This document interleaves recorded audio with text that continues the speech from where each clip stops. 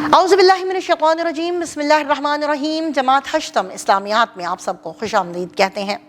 پڑھ رہے ہیں ہم باب چہارم اخلاق و آداب، جس کا حصہ بے ہے بری عادات سے اجتناب، اور جس کا سبق نمبر 1 بدگمانی سے پرہیز ہم نے پڑھا، اور ہم نے یہ جانا کہ بدگمانی کہ کتنے زیادہ نقصانات ہیں اور حسن ظن کے یعنی کہ اچھا گمان رکھنے کے کتنے فائدے ہیں۔ اچھا گمان رکھنے سے ہمیں کتنی زیادہ اسلامی معاشرے میں بھی، دین میں بھی، دنیا میں بھی اور آخرت میں بھی کامیابی ہی کامیابی ملتی ہے، کیونکہ بدگمانی ایک شیطانی وسوسہ ہے جو کہ شیطان ہمارے دلوں میں ڈالتا ہے۔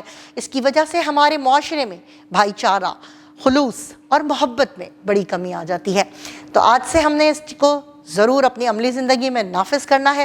مزید جاننے کے لیے اور سمجھنے کے لیے اس کی مشق کی طرف آتے ہیں، تو اپنی کتابوں کو کھول لیجئے، اپنی پینسلوں کو اپنے ہاتھوں میں لے لیجئے، درست جواب کے گرد دائرہ لگا سکیں اور سوالات کے جوابات پر بھی۔ تو آئیے اپنی مشق کی طرف کی مشق کرنے جا رہے ہیں۔ اپنی پینسلز کو اپنے ہاتھوں میں لے لیجئے تاکہ درست جواب کے گرد دائرہ لگا سکیں۔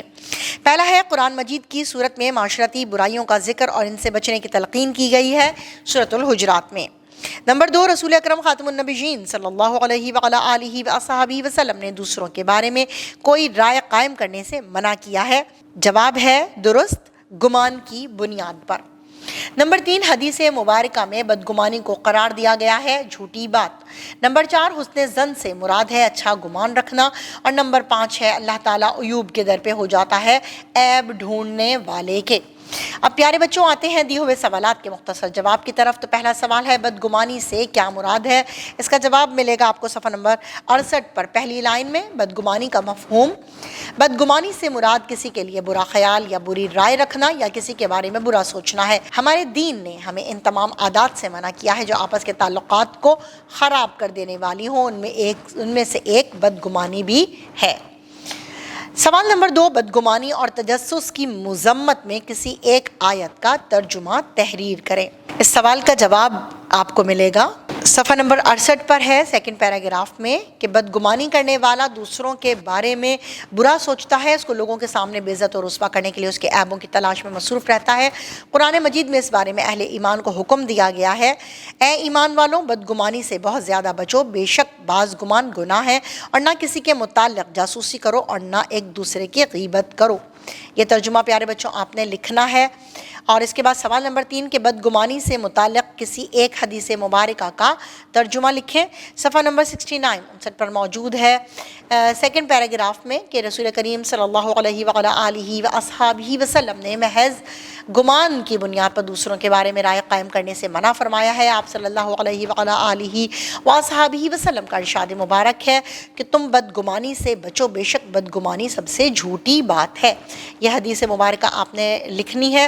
اس کے بعد سوال نمبر 4 ہے کہ بدگمانی اور تجسس کے 2 نقصانات تحریر کریں۔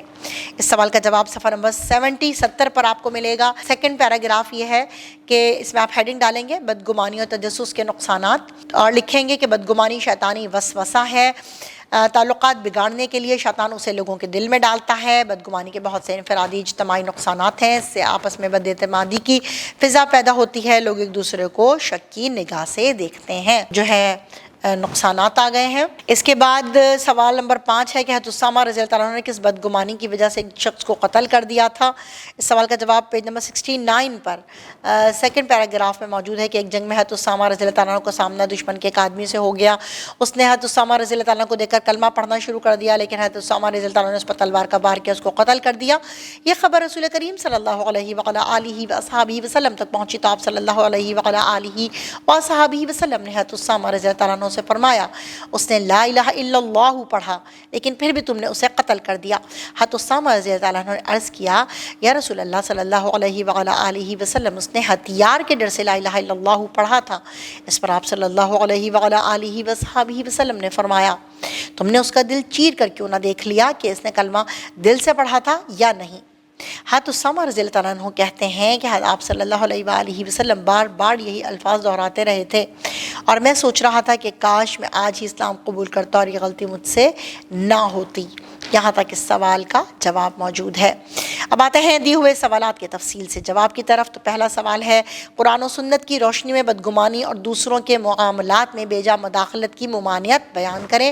اس سوال کا جواب آپ کو صفحہ نمبر 68 پر سیکنڈ پیراگراف میں ملے گا کہ دین اسلام میں دوسروں کے بارے میں حسن ظن یعنی اچھا گمان رکھنے کا حکم دیا گیا ہے اور برے گمان سے صریحاً منع کیا گیا ہے۔ یہاں سے لے کر آپ نے اس کا جواب دینا ہے۔ حدیث مبارکہ ہے کہ تم بدگمانی سے بچو، بے شک بدگمانی سب سے جھوٹی بات ہے۔ یہاں تک آپ نے اس سوال کا جواب دینا ہے۔ سوال نمبر 2 آ جاتا ہے کہ بدگمانی کے معاشرتی نقصانات کیا ہیں؟ تو اس سوال کا جواب آپ لکھیں گے پیج نمبر 69 پر، آخری لائن میں ہے کہ سورۃ الحجرات میں جن برائیوں کو بڑی وضاحت سے بیان کیا گیا ہے، ان میں دوسروں کا مذاق اڑانا،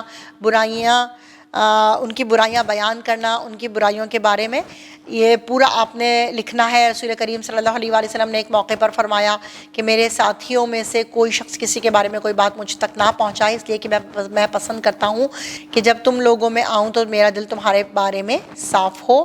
پھر حضرت علی رضی اللہ عنہ نے جو بدگمانی کے بارے میں فرمایا، وہ آپ نے سارا اس کے بارے میں جو ہے رائٹ ڈاؤن کرنا ہے، اس کے معاشرتی نقصانات کے بارے میں بتانا ہے کہ بدگمانی کی وجہ سے معاشرے میں بھائی چارہ، خلوص اور محبت میں کمی آ جاتی ہے، نفرت پیدا ہوتی ہے، آپس میں بدگمانی کی، بد اعتمادی کی فضا پیدا ہوتی ہے۔ تو اس کے جو بہت سارے نقصانات ہیں وہ آپ نے اپنے چیدہ الفاظ میں ان کو رائٹ ڈاؤن کرنا ہے، کیونکہ اس سے معاشرے کے اندر امن و سکون ختم ہو جاتا ہے، گروہ بندی، فرقہ پرستی پیدا ہوتی ہے، اتحاد و اتفاق ختم ہو جاتا ہے، افراتفری اور انتشار اس کی جگہ لے لیتا ہے۔ تو یہ ساری باتیں آپ نے اس کے نقصانات میں لکھنی ہے، اور حدیث کے حوالے بھی آپ نے اس کے ساتھ ساتھ دینے ہیں۔ اس کے ساتھ ہی ہم اب سرگرمی کی طرف آتے ہیں کہ سیرت کی کتب کی مدد سے حضرت محمد رسول اللہ خاتم النبیین صلی اللہ علیہ وعلی آلہ واصحابہ وسلم اور اہل بیت اطہار کی سیرت سے حسن ظن اور بدگمانی سے گریز کے مزید واقعات تلاش کیجیے اور ساتھی طلبہ کو سنائیے۔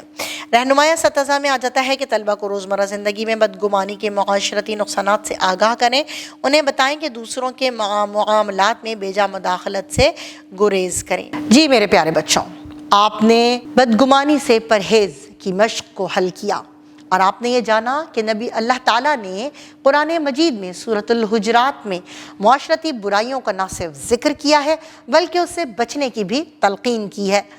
تو آپ نے یہ ساری باتیں اپنے چھوٹے بہن بھائیوں کو بھی بتانی ہے تاکہ ہم سب لوگ بدگمانی سے اور دوسروں کے عیب کو تلاش کرنے سے بچ سکیں۔ تو اسی اچھی بات کے ساتھ ہم اپنے سبق کا اختتام کرتے ہیں۔ ہمارے ساتھ رہیے گا، تب تک کے لیے اللہ حافظ۔